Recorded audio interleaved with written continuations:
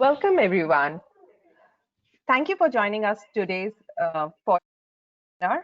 This webinar is jointly hosted by IEEE GRSS, Gujarat, Japan, and Indonesia chapter. My name is Shelly Gandhi from CEPT Research and Development Foundation. We are happy to have you all for our webinar on the topic NISAR overview with our presenter, Dr. Rajkumar. This year, due to the pandemic, we have been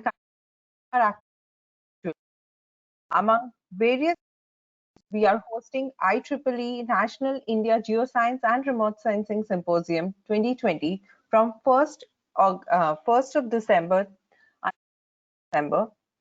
I request you all to join us for the symposium. This lecture is a part of our webinar series and a little bit of housekeeping. So all the audience would be muted during the presentation. Our speaker will speak for about 40 minutes and then we'll open the floor for question and answers. If you have any questions, please type them into the question box in your GoToWebinar control panel, and this will be selected by our team, which would be answered after the presentation. We will record the webinar and upload it for future reference along with the presentation. So now I would like to invite Dr. Shiv Mohan to introduce our speaker of the day. So, hello. It is my privilege to introduce Dr. Rajkumar, who had been in ISRO for last 30 years and is contributing towards ISRO's major programs related to science, atmospheric science, and oceanography. He NISR science team side and contributing as a chief scientist of this project. He has more than 100 publications to his credit, and he is recipient of a number of awards, including award. Now, without wasting my time, I request him to start his webinar on NISR science and applications and overview. Thank you.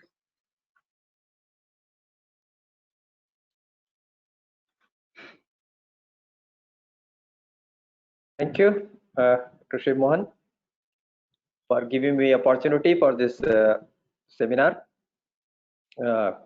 Talking about mostly that NISR, I will be discussing more about the NISR just a short time. So I will be talking mostly on this seminar, NISR applications, as well as about the NISR, starting from some of the background. If you see, this is actually very old type of system was there. System means concept was there, recommended by the NASA in the decadal survey, and mainly to address 3-4 things: ecosystems, earth science, deformation, and the dynamics of ice. If you see that this is planned by NASA as a 4 decadal survey was there, entire one mission. SMAP, you know, that soil moisture mission that was that is launched. ICESat 2 was there for the ice dynamics. Then this is the system that is Destiny. It was supposed to be named Destiny. And deformation of the earth system, ecosystem, and dynamics of the ice, and the Clario. So based on this discussions, and although the system was supposed to be there in the decadal survey, but somehow it was getting delayed, and then later on it was supposed to be only one frequency. However, we had discussion with NASA later on in the I think in the 2012 or 13, I don't remember exactly. That time NASA and ISRO discussed this about this mission, Destiny mission, mainly that, as I told, deformation, ecosystem structure, and dynamics of ice, mainly the science of this what we wanted to study. So ISRO also took interest in this type of studies from the remote sensing point of view, and mainly from the SAR point of view. And then it was decided that we will have a system like named as the NISR, because it's the NASA ISRO synthetic aperture radar mission. In this mission, Mainly, there are two frequencies. I will come upon the later. System is built, and then main objective. We are not change some of the major objective of this mission. Those are already there. But in addition to that, we also have some other application objective we added. So as I told earlier, was also there. Main objective were understand the response of the ice sheet and glaciers for the climate change point of view. And also one of the major point is the interaction of sea ice and climate, because that is one of the key issue that is being discussed since long. I will come upon later also. But still so many missions we are having, different type of missions, but these things are not completely being understood. And then second objective, understand dynamics of the carbon storage and uptake in the wooded agriculture, and most importantly from India point of view, see wetlands and the permafrost systems, which are many places we have seen so many permafrost systems, and study of that and how they impact other systems at climate point of view. That is one second science objective is there. And the third objective that we see from the point of the disaster also, likelihood of the earthquakes, volcanic eruption, and landslide. Not the monitoring of this as such, because this is a science mission supposed to be, how these things are happening, how the changes are happening, and what are the trigger points of these earthquakes, volcanic eruptions, as well as the landslide. So study all of those things, how to do about it. That was the main objective of this mission. In additionally, we also added some of the application of that, because as you know, from the India point of view, we are societal applications and societal impact we have to see for any mission from the ISRO point of view. So societal impacts are dynamics of the water, hydrocarbon, sequestered CO2 reservoirs. This is one of the major applications we thought, and being the prime agriculture country, so monitoring of the agriculture produce, as well as yield and different classification, different type of agriculture. As we know, in the time of the monsoon season, we are not able to have many optical systems. So this is also one of the major applications to enhance this monitoring for the food security point of view. And then again, this is the hazard, but as well as the urgent response point of view. I will come upon that urgent response and hazard point of view. This system is not like other systems where you can change the mode and all those things at particular time when any hazard or urgent response you want. Whatever mission's objective have been selected, based on that only the data will be collected over the time. So to accomplish all those science as well as application objective, ISRO and NASA came upon the joint development and operation of the dual frequency. As I told, dual frequency L&S-band fully polarimetric synthetic radar mission with a high repeat pass interferometric capacity. So these are the major things what you see in the prime things of the NISR, which are not seen in any other systems presently. So I will not talk about much about this instrument characters, but if you see in the red color, if you can see, this is two frequency as I told, L band as well as the S band. L band is the 1.25 gigahertz and S band is the 3.2 gigahertz. S band is being developed by ISRO and L band is being by NASA, JPL. And it has all the frequency, single polarization, dual polarization, compact pole, as well as the quad polarization also in the L band. One of the advantage, if you see of this mission, is the swath. You see the 240-kilometer swath, so a very large swath with the higher spatial resolution. That is the beauty of this mission. You see, you are getting the higher spatial resolution with the larger swath, which normally you don't have in all the SAR systems. But whatever SAR systems are having, either you have the spot mode or the strip mode, where you have the higher resolution, but your total swath will be less. And if you go for the coarser mode, then you'll see the larger swath will be there. You can get larger area coverage, but your resolution will be poor. But in this case, you are having the both. I will come upon that how you are getting achieved. And why we are having that both the frequencies. That is also sometimes questions are there. Why you have two dual frequency are required. L band, if you see, that is almost 25 centimeter wavelength. We get the low temporal decorrelation and foliage penetration. Whereas if you go for the S band, you get the sensitivity for the light vegetation. So in combination of these two things, you can have the both. And as I told, sweeps are technology with the higher resolution. You can have the more or less a global data collection in the 12 days. That is the one of the thing. And polarimetry is there, as I told. And presently, this is supposed to be 3-year science operation. That doesn't mean it is for 3 years. Majorly, the 3-year science objective will be there, and after that, we'll have the sensor is there, and then 3 years supposed to be there. All the science objectives should be achieved, and then afterwards, we can have a much more research, science, and application. If configuration wise, if you see, this is the sensor. Here, I just wanted to show you the one video. Not coming. I'll show later on. This is about that how this deployment is taking place of this sensor. Just a minute. I will just come upon that video. Sorry.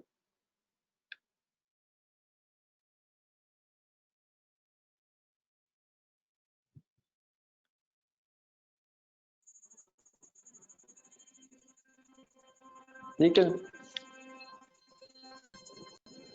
can see in this video just how the overall system NASA and ISRO are trying to develop it with the launch from our GSLV Mark II mission will be there.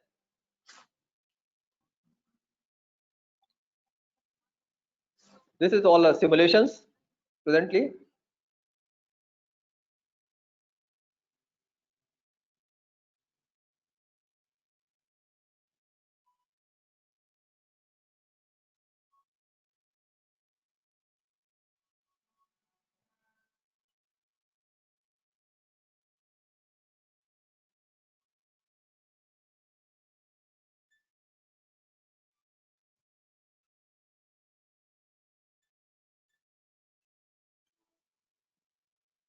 This is how the deployment will be taking place with the boom.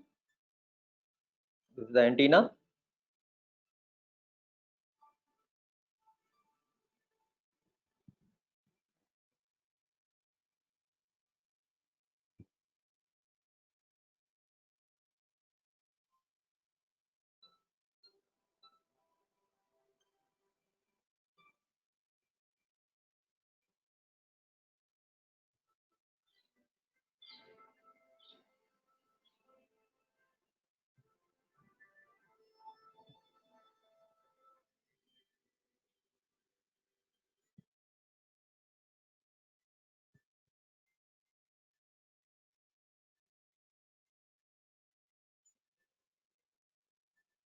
So this video was developed by NASA. Just to show that this is how difficult or critical these technologies are, the deployment of the 12-meter reflector antenna. And because of this, as well as the other instrument, SweepSAR technology, we are able to do that. The SweepSAR technology, if you see, I'm not go much detail in the technology point of view. So there is one transmit will be there, transmission will be there on the full swath, 240 kilometer. But while on the receive path, you will get from the individual strip. So because of this receive signal from the individual strip, you are able to get the very high resolution, but over the full 240 kilometer swath. If you see like this, this is the overall actual technology point of view, how the each beam is transmitted from the antenna, and then afterward from all the TR elements, how this is receives beam is from the individual element is being taken. So this is the technology by which we are able to achieve very high resolution with the larger swath. That is called SweepSAR technology. Overall work share point of view, briefly, spacecraft will be from ISRO. As I told, L band SAR is from the JPL, will be there NASA. S band SAR, ISRO is developed, and engineering payload will be from JPL, and launch will be from ISRO. And presently, launch is supposed to be in the end of the 2022. Data product wise, level normally what we have the level 0B, level 1 for the geotech product, level 2, and then higher level product for the application point of view, research point of view, which directly can be used for the all the different applications. So, and one of the beauty of this also where SAR or the joint collaboration is there, all the data will be made available freely to the all the people. So not like some of the SARs which are not being made available free, but this data will be freely available for the all the public. If you go to the major applications, ecosystem is one of the major application in which we have the agriculture biomass, crop monitoring, forest biomass, wetlands, and as well as alpine vegetation. A lot of different applications from ecosystems are there. As I told, land deformation, interseismic as well as post-seismic deformation. Very important to understand this dynamics of the earthquakes. Then landslide, land subsidence, which is very important from the point of view of the many applications, like even groundwater point of view, also land subsidence, how it's taking, or from the other mining activity. Then volcanic deformations. Cryosphere, we are discussing about the all the cryosphere from the polar as well as from Himalayan region also. So polar, ice shelf, ice sheet, as well as sea ice dynamics, and then from the Himalayan region, snow as well as glacier dynamics. All those things we are trying to study in the cryosphere.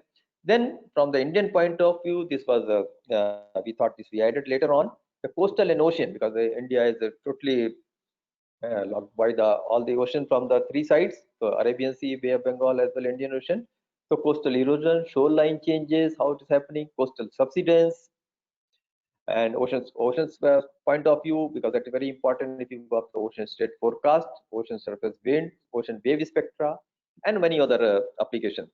Then disaster, flood response, forest fire, and then oil spill, which is one of the major headache from the disaster point of view. Geological, there are a number of geological applications also have been planned, like structural geological mapping, paleo-channel studies, land degradation, as well as geoarchaeology. Then how to map these things or observe all this type of applications or the science. Then we thought there are observation plan, a lot of discussions, the many rounds have taken place between both the teams, ISRO and NASA, and still now they are going on. And based on this, we have made a observation plan. This is the latest observation plan, what I can say based on our discussion, where we are mapping all those background land as well as the agriculture point of view and coastal areas. You can see the all this on the sites, which are the area we are covering, and in the Indian region as well as the global point of view from the S band mainly, as well as the L band. L band is almost covering all over the globe, but S band is not covering all over the globe because of some of the limitations. So we are covering mostly, we are having a emphasis on the Indian region as well as the both the polar regions, mostly Antarctic region. You can see the polar region. This is the Indian stations in Antarctica. We know that we have the two stations, Bharti and Maitri. So we are covering those regions with a higher spatial resolution. But not only that, we are covering all other regions also with a somewhat coarser resolution, with the both the L band as well as S band for the sea ice mapping as well as for the characterization of different ice in this region. Major operations mode. If you want to see all type of modes based on the different science objectives as well as application. Single polarization is also being done for the suppose for the land ice as well as sea ice dynamics. But if you see, the compact polarization is also there, as well as the quad polarization modes in the L band is being done for the agriculture point of view with the high resolution. And not only individual bands, but we have also planned both the L band but as band both together for the some of the application like background land, agriculture, as well as ocean point of view. So these are the as of now what is our science teams what are, basically we are discussing almost weekly basis all this what science to be done, how is to be done, what type of data should be collected, how the data products will be made. And based on this, these are the observation plan. If you see, total observation plan have been made each day by day, that means every 12-day cycle, how the data will be taken for the all science objectives, what I described earlier.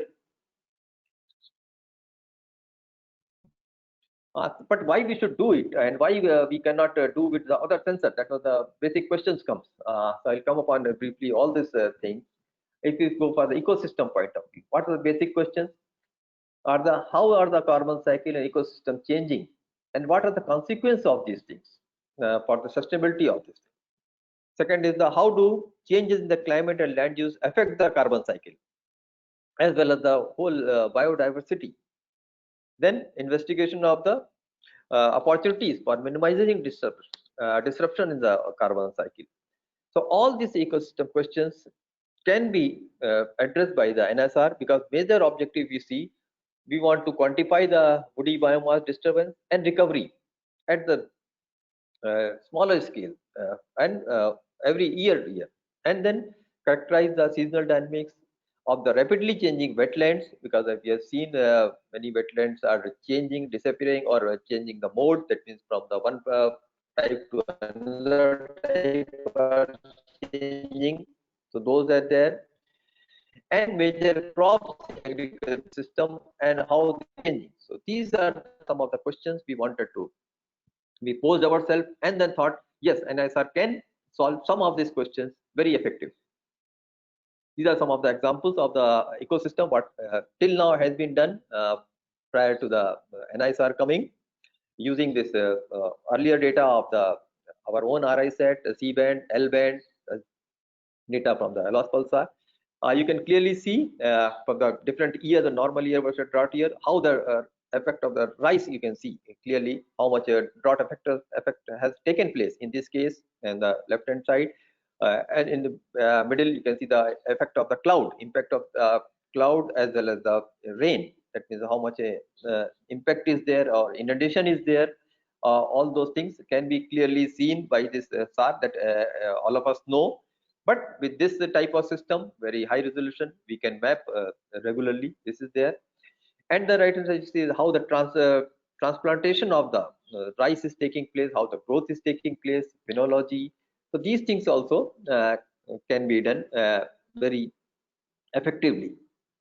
In the forest point of view, as you see, these are some of the examples for the two of the states we are just showing, Gujarat and Karnataka, from different frequency band, from L band versus C band. You can see from L band, you can go for the higher biomass, where from the C band, you can not go very high biomass, but you can map all those things from the C band also. So S band will be better than that. So L band, S band together, if you see then we'll have the much better estimation of the biomass. So that also we have tried to do.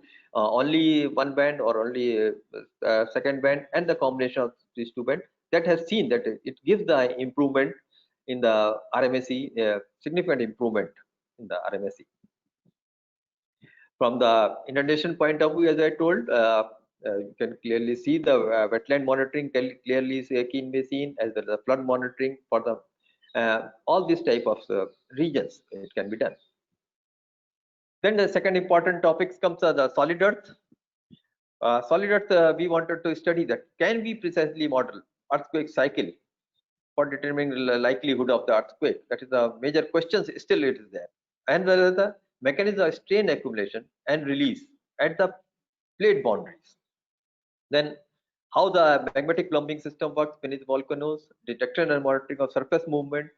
So all these questions we are trying to, we don't say we will solve all those questions, but with the NISR type of system, we aim to address all these questions. And we are trying to study these things. If you see the right hand side, using the interferometric SAR for the large magnitude earthquake, we are able to monitor, that is like Nepal earthquake and other earthquakes. So these are being done so that we understand with much better way with these systems as well as the web and NISR come, then we are totally ready with that our questions and how to solve those things with the data as soon as data start coming. Then second in the solid earth is the volcanoes and landslide. So focus area in this is the understanding, mainly the understanding of the tectonic process at the plate boundaries as I told, and their implication for the coming earthquakes as well as the other natural hazards. Then influence of climate and non-tectonic process. In the volcanic type of what the process which control the volcanic eruption. That is one of the things we wanted to understand. And does volcano show precursory deformation before this eruption? So if we can monitor it regularly with the very high precision, then only these things can be done. Otherwise, if we do today and after 1 month or not in a regular time frame, then these things cannot be understood properly. So that's why from the science point of view, as I told, regular monitoring every 12-day cycle, all these things with the interferometry as well as for different polarization mode, these are being done. So that's why goal-wise NISR precise measurement of these surface deformation with tectonic and non-tectonic process for the natural hazard. This is the one of the major things we are trying to do. Cryosphere, which is the now we see the from climate point of view, cryosphere is one of the major thing is being studied. How the glaciers are melting, how the sea ice is changing, whether sea level will be rising, and how much will be rising. All these questions come, and the solutions comes when we study cryosphere very properly and very accurately. So, how do changes in the cryosphere and this affects the human activity also? Then sea ice, how the sea ice is responding to the global climate change, because sea ice, whether it is melting or whether it is one place to another place, how it is flow is there. That is from the sea ice point of view. And from the if you go for land ice, then the glaciers and ice sheet, understanding how the slow moving glaciers are there or fast moving glaciers are there, whether we can study those glaciers with a very high velocity accuracy, or we can develop the models to use that. That is one of the main question. As well as the one of the major question is how much water is stored as seasonal snow and how it is changing, because season by season it has been seen by different type of sensor, even from altimeter also, and laser altimetry as synthetic aperture as spectrometer. It's season snow is changing, but how it is changing is season to season, that has to be studied, and long time domain also how it is changing. So these are the some of the questions what we want to do. From the if you see each question from the sea ice and land ice point of view, sea ice mainly that, as I told, how does sea ice respond to climate change, as well as the ice albedo feedback and thermohaline circulation, which is through modeling only presently is being done. So all this data can go there and to the models, and improvement in the model can be done so that we can understand these things better. And then how the mass balance are changing and total sea ice extent is changing, or the movement is there. That also our goal is there, and through these products and analysis of the sea ice motion, characterization of these things, we will try to understand. These are the examples, just how much we can see from the two different bands. This is a very old example from the tree. From the C band and L band, you can see it, all different type of ice, multi-year ice, first year ice, even rubber, smooth ice, thin ice. So these things has been shown earlier also. Yes, these things are possible if you are having the C band. Some of the type of ice parameters can be seen. Some can be seen by the L band. But if together we are having both the things, we can really characterize these things. And this is an example from our own synthetic Pacharda RI-Set1, where we are showing the composite of the young ice as well as smooth ice. Different thing on the right hand side is classification, and left hand side is the actual image of that. When we go about the glaciers and ice sheet, then major question is what is the current mass balance. Whether we know really that how much is which is the current mass balance, and how it is contributing to the sea ice or the sea level rise. So for that also you need such information, as well as what are the processes of the which control the ice sheet discharge and the environmental changes are affected. And not only this, but alpine glacier also, there are a lot of changes are happening that has been seen by other data set as well as the ground truth by our people as well as globally. So these things also can be studied if we have really the observation of the glacier velocity, ice mass change, margin changes like deformation, how is happening, or the whether calving is happening, etc. Because these things have been seen not regularly, but you can say opportunity-based observations have been done. Physical importance, if you see surface mass balance is not reasonably well reconstructed and been projected by regional atmospheric climate, but see the calving is really poorly represented in numerical ice models. Whatever the people are doing the numerical modeling, they really know that this is not really well known, and because of this, your all other things are model forecast. You can say prediction, long range predictions are not that much accurate. Then ice ocean of interactions that are also poorly constrained by observations. So all those things will be getting helped by the our NISR when it's coming all these observations. Ice velocity mapping, as we know, velocity mapping is very important uh, issue from the point of view, but for the large slow areas where the mapping this ice velocity is there, where the ice velocity is very high. So we had a requirement from this annual ice sheet velocity with the accuracy of almost better than 3%. That means plus 1 meter per year sigma level at a higher resolution of 100 meter in the where the it is so slow movement is there, as well as to accuracy better than 3%, that means 5 meter per year for the coarser area, that means 250 meter resolution where the past changes is taking place. And these things are, as we know, not possible from the single type of synthetic temperature radar.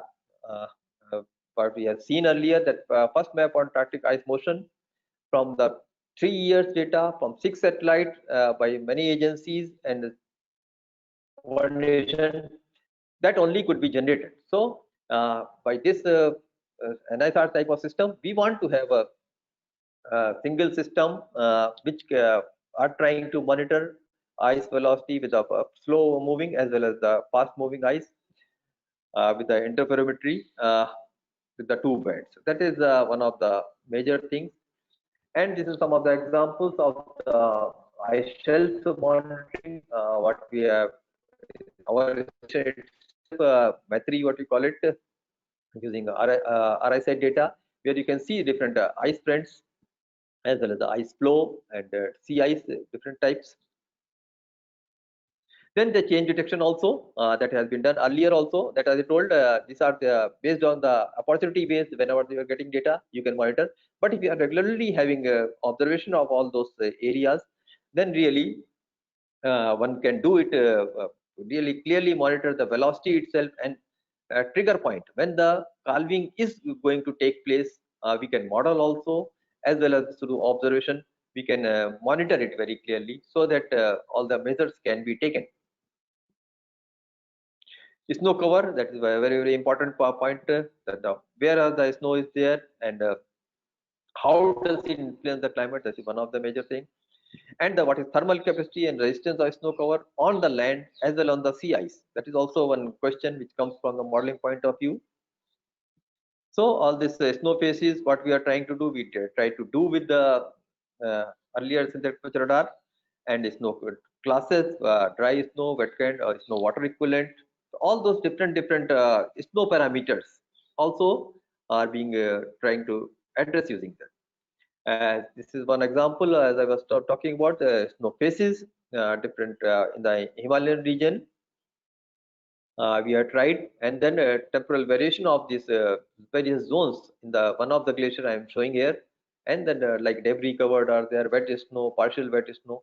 All this also can be regularly monitored and understood for modeling for mass balance in the Himalayan region also. A disaster point of view, that's a very, very important topic, that how the many environmental factors are influencing our coastal processes, such as the erosion, as I told, coastal erosion, as well as the change in the coastal land use, land cover changes are happening. Then from the ocean and atmosphere point of view, the temporal behavior of ocean parameters such as ocean surface wind, ocean surface waves, we can study through sensory picture of high resolution.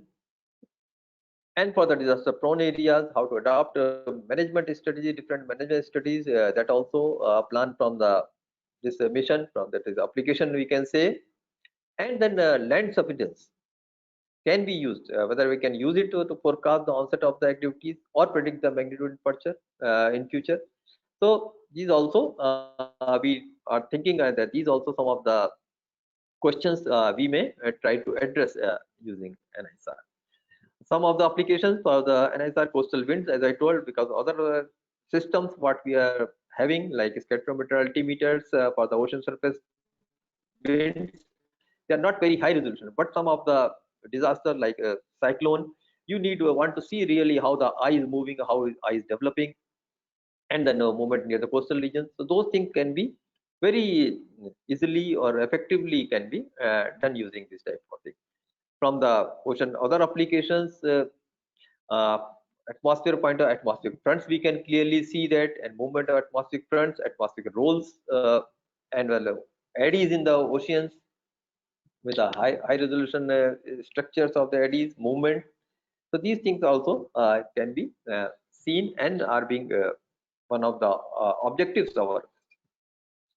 To do all those things, what application we are talking about or what the science we are talking about, one of the major point comes whether how much accurate is our data. Because every time when we go for any science or applications, for long term you want to see climate change point of view, want to study or interferometry, how good is your data, that is first question come. So we had a lot of deliberation between both the teams to how to calibrate data in the initial stage, that means what we call it the commissioning phase, and then in the science phase. So we had some stations we are planning specifically for this purpose, as well as a natural target like Amazon, Congo. So those places also we are trying to study, and presently we want to see what is the present structure of all those things, and then how we will map these things or calibrate our data using that. So all these sites have been finalized for the calibration. Even in India also, we are trying to have, because this 240-kilometer swath, you assume to a very, very large swath, you don't get any particular field or any particular area where you can have calibration of all those things in all the beams together. So what we are planning in India, different location in India, we are trying to have the network. That discussions are going on with different agencies, so that in the commissioning phase itself, initial phase itself, because as I told, total science phase efficient mission is 3 years, but afterwards anyhow we'll have them. We are sure that this mission will work for many more years, but in 3 years itself we want to see how much objective what we have set, we can get the results of all those things. So initial days itself, we want to have all this calibration strategy chalked out, as well as the do full-fledged calibration from the commissioning phase, so that when the science phase start, we are ready on the job. All the scientists working in the researchers working in this field, they are on the job. So this way, this image calibration is being done, and the science phase also calibration validation is required. Not only calibration, what we call it validation of different parameters like ecosystem, cryosphere, ocean, everywhere. So our science teams, we have a science team for each theme from both the sides. We are discussing in the planning of the algorithms, as well as the what products will generate and what accuracy. So mission goals are there. Some goals I'm not throwing all those. With what accuracy we are planning for each and every science product. So just for example, for ecosystem, almost 16 Kelvin sites are being planned, which are covering all type of ecosystem: agriculture, forest, wetland, as well as disturbances in the forest disturbances. Then presently, LiDAR data from JEDI as well as L-band SAR data from Elaspulsar and for NOVASAR are being used so that we are ready with this. And in Himalaya, we are trying to have the GPS network for seismic deformation study, which is very, very difficult terrain, as well as the having calibration for those point of view. It's a difficult, but anyhow, we are exploring with different agencies. And for ice sheet velocity and sea ice characterization, also we are trying to have the calibration. And as you can see, the ISRO, we have tried to have the calibration site at Antarctica itself. That is, you can understand that going there itself is very difficult, but we try to have our corner reflectors there at our Maitri station as well as Bharti stations. Since the last 3 years, we are trying to develop one by one. We are increasing our base there by the corner reflectors, so that by the time NISR comes, we have many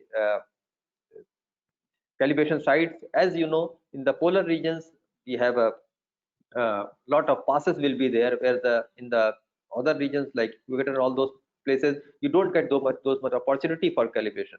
So if you have more and more calibration sites in the polar regions, your calibration can be more frequent. So that's why, and we are also trying to have the active radar calibrator that also we took uh, last year to there Antarctica, and to see that response. Presently it is being done through Sentinel data, because that is available, freely available data, that thanks to the European community, that SAR data is being made available freely to everywhere. So presently it's being done so that we are ready with this our NISR. Science engagement, both the teams are regularly meeting. As you can see, this is this year's picture itself. Science team from the NASA and ISRO went in the Gujarat region only, but you can see the surface roughness, inundation in the Nal Sarovar.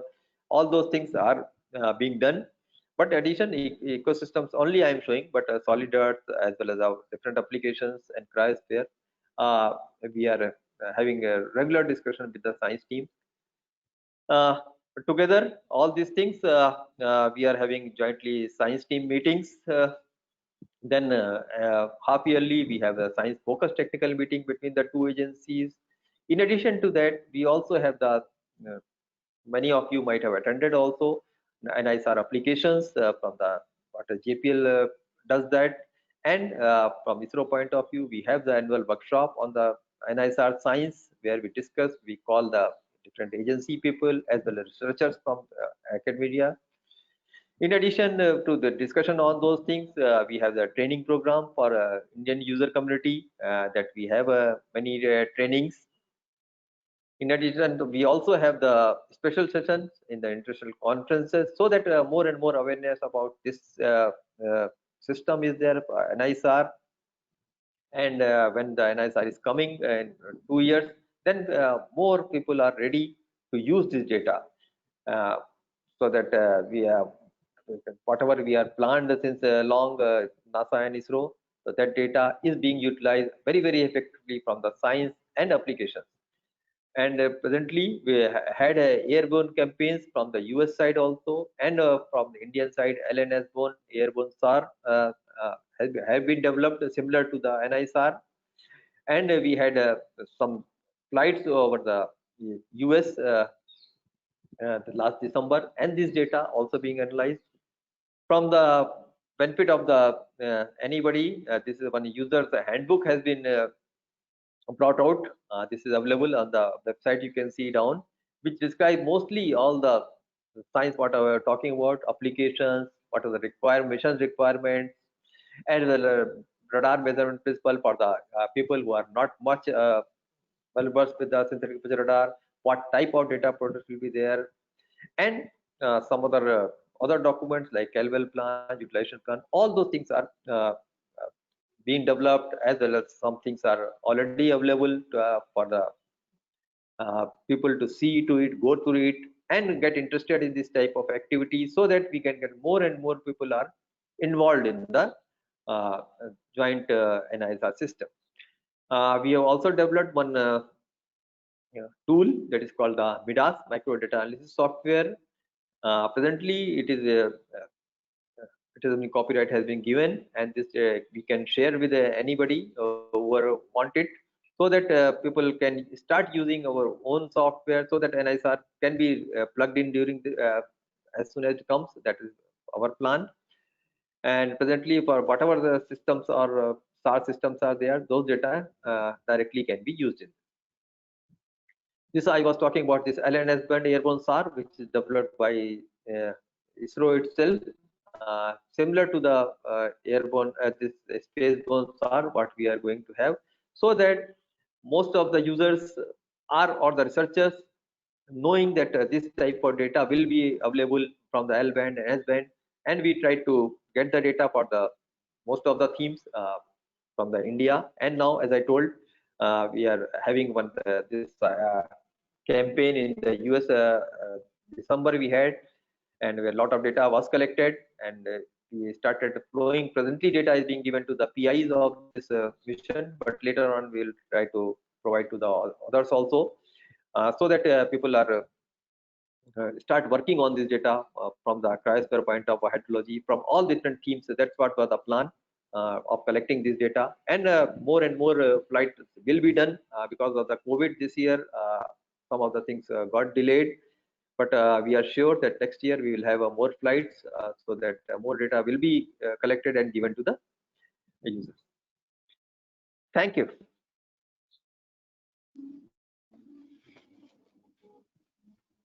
Thank you, Dr. Rajkumar. It was very insightful, and we have a couple of questions from the audience.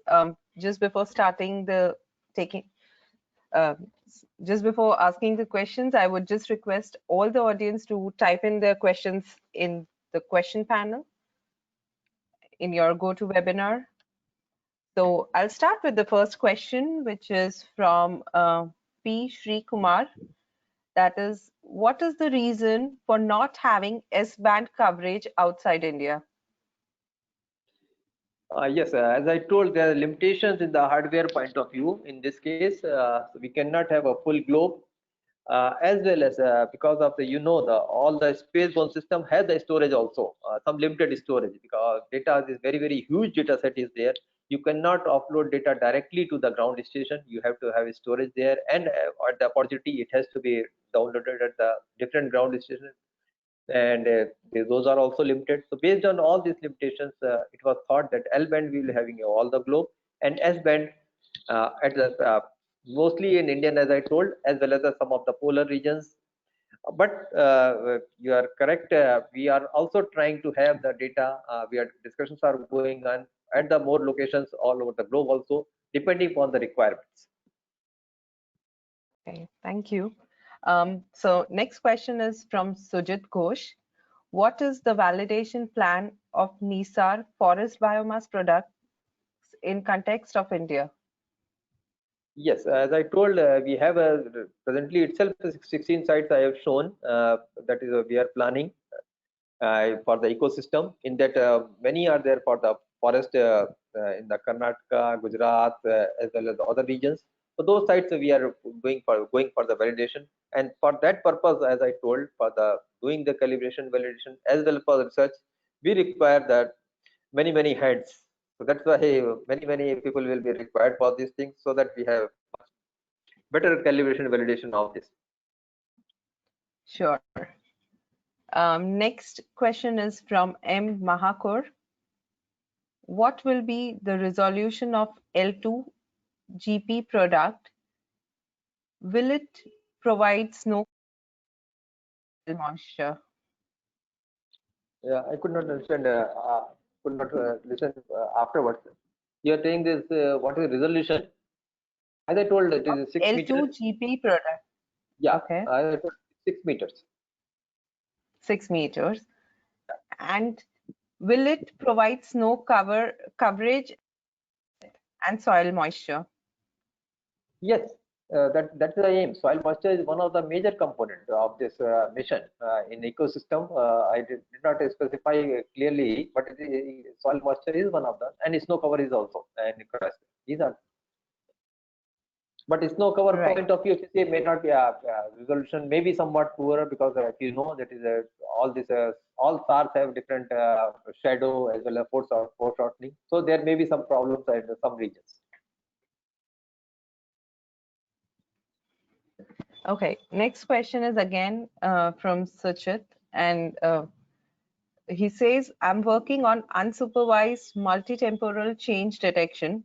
I need temporal SAR dataset. From where can I get the dataset, and how to generate corresponding ground truth? Very interesting question. Yes, SAR Yeah. data, as I told, SAR data is available from Sentinel presently. Sentinel is giving freely the data. C-band data is there, as well as the L-band data of the ALOS pulsar, earlier data, are also being made available free. So these two data sets are freely available. Anybody can download and start using that data. You need some of the softwares that those are also actually being provided by these agencies also, but other free softwares are there. Otherwise, as I told, Mira software we are developed, also available. For ground truth, yes, you have to plan properly. Ground truth is not like that. Today I have the spaceborne data, and then I go after a month or so, or maybe 10 days, depending upon what type of systems you are going to validate. Suppose if you are going for soil moisture and rain happens, then you should have the same day for the both the spaceborne and ground truth. So your planning should be what type of systems you are trying to validate, and accordingly, resolution you should have a different homogeneous many times for a calibration point of view take. And if you want to really validate, then you should have all different type of range of the product, like a soil moisture from the low to the high, different. All those are really require knowledge of your what is application also, and then only you can really plan this ground. Yeah, I'm sure ground truth needs a lot of planning. So next question comes from Animish, and the question is, can glacier melting in Himalayan region be monitored? Yes, I'll repeat the question. yes, that is also a plan. That's also, as I told, glacier melting in Himalayan also. That is anyhow presently also is being done, but not very regularly. But as I told, opportunity based by different systems. And also, I would like to say one more thing. I have not specified clearly. NISR is not solution to each and everything. We have posed some questions. NISR will be there, but with that we will also have many other data sets, a combination of the data sets that also will be used with that. Okay. Yes. Next question comes from MD Behra from IIT Kharagpur. He says that, thank you, sir, for being informative. Is there a plan for any data product development?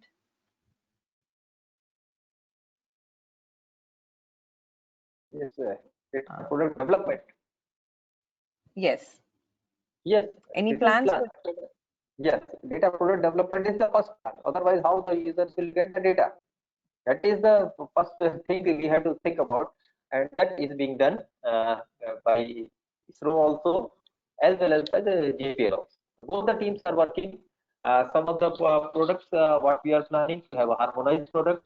That means who are used, because the data will be provided from the ISRO as well as from the JPL. Both the places data will be provided to the all the users or researchers. So some products may be different, but most of the products will be harmonized, so that whatever data from wherever you take the data, it will be the same data you will get. And these products we are discussing both the teams for the what type of products will be there, what level will be there, and those things are being done. Yes, those things are. Yeah, that's great to hear. And the next question comes from Vipin Maurya. He asks, how much latency will be there in the NISAR acquisition to be available for download? Can we think of the data to be available in real time or near real time? No, not no, real time. Because as I told, this is the science mission, supposed to be science mission. So data we will try to give the data as early as possible, depending on what type of requirements are there.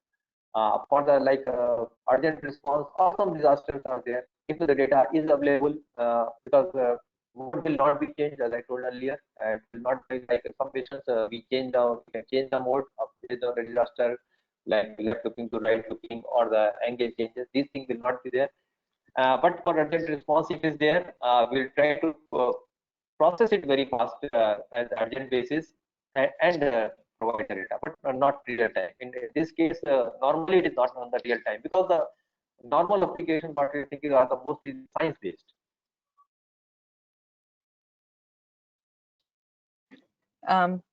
Now the next question is from Techie. He says, "Thank you for excellent lecture, Dr. Rajkumar. It was very interesting. Do you know how many global acquisitions will be done by LSAR annually?" Global acquisition is 12-day cycle, as I told. 12-day cycle will be there. So every 12 days you will get the data. You can say almost 30.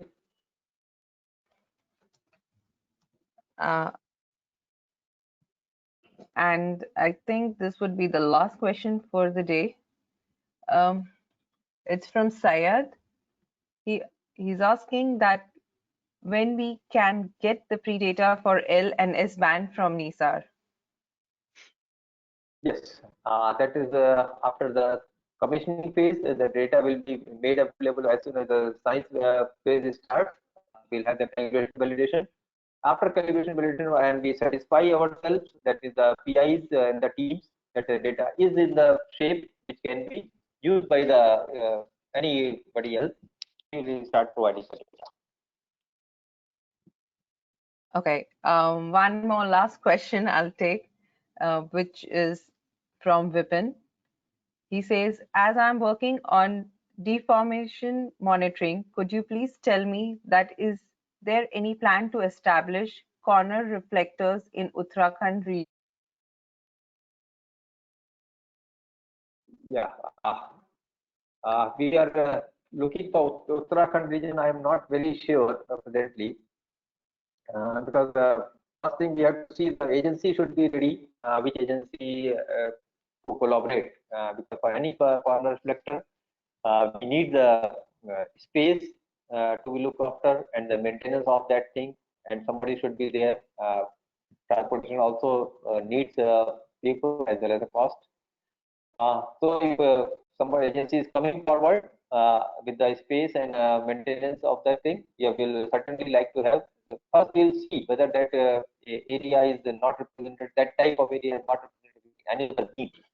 As I told, for all the beams, we want to have the calibration in the fine area all over India. So we'll see that if we can see your proposal, if it's feasible or and it is useful from the validation point of view, we'll certainly like to have. Okay. I out of time, but if you allow me, there are two more questions which I would like to take. Sure. Okay. So this is Mr. Narayan from IIT Kharagpur. He is asking which bands CLS are suitable for good results in mining subsidiary analysis. So he's used C-band, but not able to achieve good results. What do you mean by which mining activity means? I could Mining subsidiary means subsidence. Sorry, subsidence. Subsidence, yeah. Subsidence. C-band also is good, but you can have L-band will be better. I think L-band you can use the subsidence very clearly. You can see some of the subsidence in L-band. You can use also start data, some of the data, what data exactly. Pardon, sir? I lost that. I told I Hello? lost Pulsar. That is L-band data. You can see that L-band data. Okay. And the last question is from Ghaili from Africa, and And the question is, does this data also, would it be available in the African region? Yes, yeah, that I told. Data will be available to all over the globe, whoever wants it, not only for the India or US. Data will be taken over all these regions also. All over the L-band will be taken for all the globe, so that data will be available, and anybody can download and using the data. All right, so we're done with the questions for the day. And I would like to thank Dr. Rajkumar for such an informative presentation. And it was really wonderful having you, sir. Thank you so much for taking out time from your busy schedule for this webinar. I would and thank the audience for joining us today on behalf of IEEE GRSS Gujarat chapter. I would like to invite Dr. Shivmohan, sir.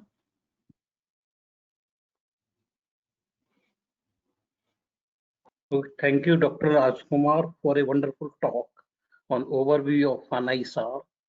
And this is being the first dual frequency polarimetric SAR, likely to change the application scenario in the world drastically, I'll say, because such things are not available since long, and there were a lot of demand on such kind of system. I'm thankful to you for planning a nice applications and a systematic way of data acquisition using single and dual frequency polarimetric SAR. And I'm very sure global radar scientists will get benefit from this system. Thank you very much.